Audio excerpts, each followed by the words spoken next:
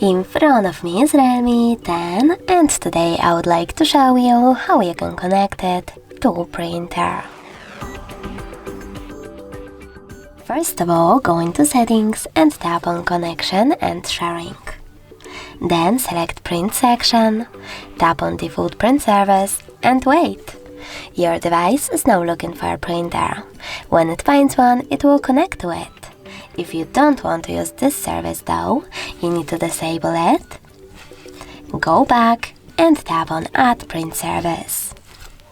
Now install the best one for you, and when you're ready, select the back button twice.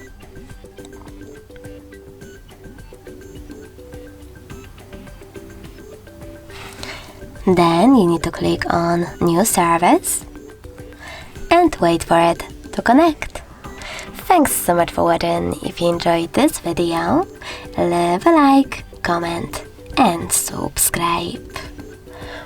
Bye!